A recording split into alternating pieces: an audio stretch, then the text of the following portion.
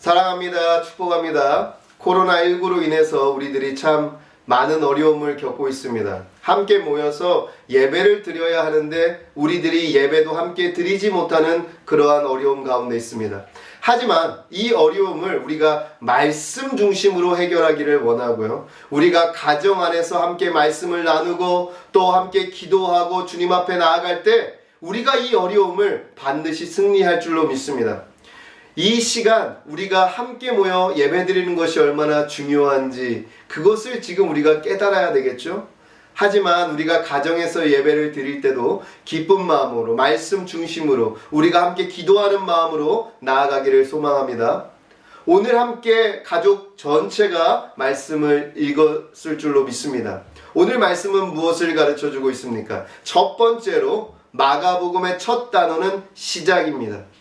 무엇의 시작인가? 복음의 시작이라는 것입니다. 기쁜 소식의 시작이라는 것입니다. 이 세상에 전해질 기쁜 소식이 시작되었다는 강력한 선포로 시작하고 있습니다. 그렇다면 그 기쁜 소식의 주인공은 누구인가? 이 땅을 구원하러 오신 예수님이라고 하는 것이죠. 그 예수님을 누구라 소개하고 있습니까? 성경 전체, 구약 성경 전체가 기다리고 기다렸던 메시아, 이 땅을 구원해 주실 메시아가 바로 예수님이라는 것을 그리스도라는 단어로 우리에게 설명해 주고 있죠.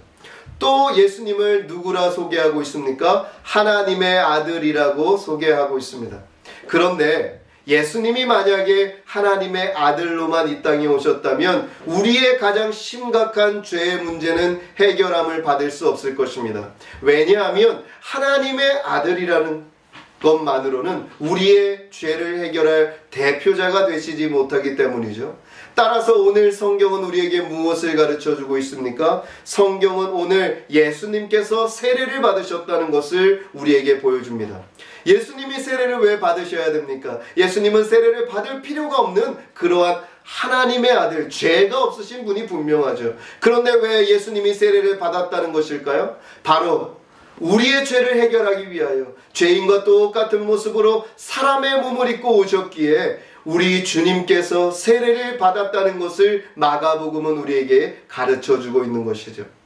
또 성경은 우리에게 무엇을 보여주고 있습니까? 예수님이 광야에서 사탄에게 시험을 받았다는 이야기가 나옵니다.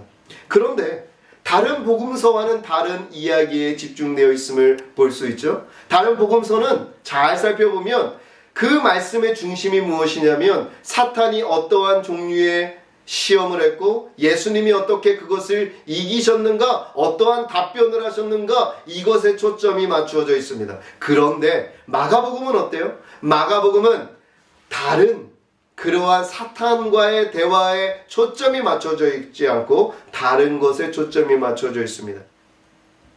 오늘 말씀을 보면 마가복음은 예수님이 광야에서 시험을 받았다는 이야기가 나오고 바로 광야에서 들짐승과 함께 계셨다는 이야기가 나옵니다. 들에서 들짐승과 함께 평화로이 있는 모습은 무엇을 우리에게 가르쳐 주는 것일까요? 에덴 동산에서 아담이 들짐승과 함께 시간을 보냈던 것을 우리에게 떠오르게 하는 것이죠. 아담은 에덴 동산에서 사탄의 시험 가운데 실패하여 모든 인류가 죄인이 되게 만들었지만 예수 그리스도께서 이 땅에 새 아담으로 오신 예수 그리스도는 사탄의 시험을 이겨내시고 다시 우리에게 구원을 허락해 주셨다는 것을 오늘 성경은 우리에게 보여주고 있습니다. 따라서 예수님을 믿는다라고 하는 것은 승리하신 예수님이 우리의 새로운 대표가 된다라고 하는 고백입니다. 그 예수님을 믿는 믿음으로 우리는 구원을 얻는 것입니다. 예수님의 승리가 우리의 승리가 되기 때문입니다. 지금 이 말씀을 듣고 계신 모든 분들은 예수 그리스도를 나의 구주로 그리고 나의 새 대표라고 고백하는 사람들이라고 믿습니다. 그렇다면 예수님을 믿는 사람들은 어떠한 모습을 보여주어야 하는가? 세례 요한의 모습을 통하여 우리는 증거자의 삶을 살아야 한다는 것을 알 수 있습니다. 우리는 세례 요한과 같이 예수님을 증거해야 합니다. 지금 우리가 이 어려운 상황 가운데 어떻게 예수님을 세상 가운데 증거할 수 있을까요? 그것은 이 어려운 세상 가운데서도 오직 예수님을 믿는 믿음으로 승리하는 모습을 보여줄 때 그 가운데 우리는 예수님을 증거할 수 있는 것입니다. 또한 이 고백을 하는 사람들은 어떻게 살아야 하겠습니까? 예수님이 걸어가신 길은 어떠한 길이었을까요?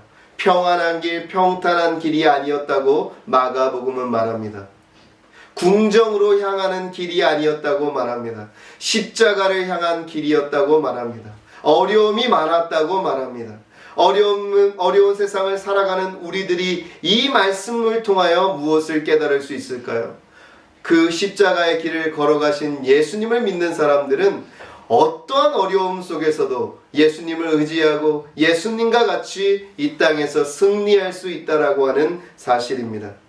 우리의 예배 가운데 승리가 있기를 바랍니다. 우리의 예배 가운데 예수님만을 의지함이 있기를 소망합니다. 또한 우리가 세상 가운데 예수님을 증거하는 증거자의 삶을 살아내기를 소망합니다.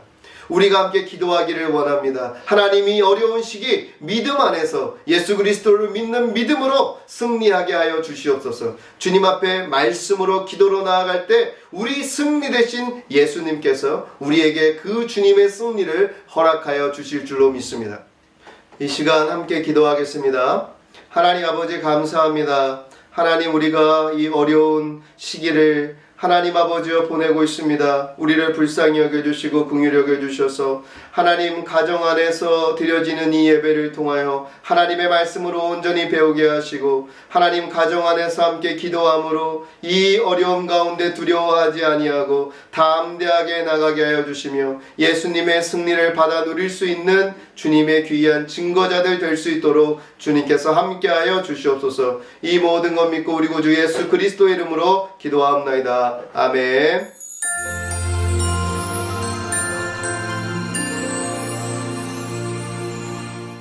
이 예수님이 물어보는 거 아니에요? 제자들을 좀 데리고 훈련을 시켰는데 도대체 누구라고 생각하냐 내가.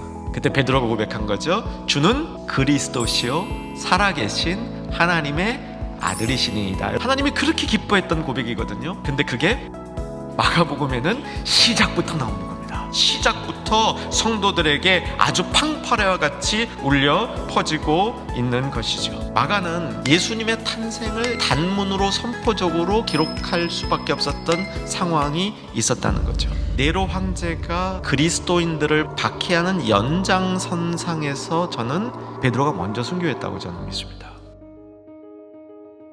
베드로가 순교했다는 이야기를 듣고 바울은 로마로 들어갈 결정을 했다고 저는 믿습니다. 바울이 왜 로마로 들어가겠다라고 결정을 했냐면 베드로가 순교한 다음에 로마에 있는 성도들이 많은 시험과 어려움을 경험하고 있을 때 바울은 그들과 함께하고 싶었던 겁니다. 혼자 멀리 있을 수가 없어서 로마로 들어갔다라고 저는 결론을 내립니다.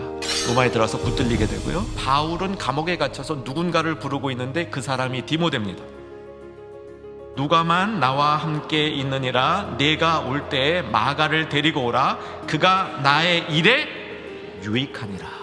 바울이 마지막 로마에서 순교할 때 마가를 데리고 오고 그 마가에게 중요한 복음을 전달해줘서 마가가 그 전에 알고 있었던 자기의 지식과 성령의 감동하심으로 마가복음이 기록이 됐는데 하나님의 아들 예수 그리스도의 복음의 시작이라. 마가는 굉장히 급했습니다.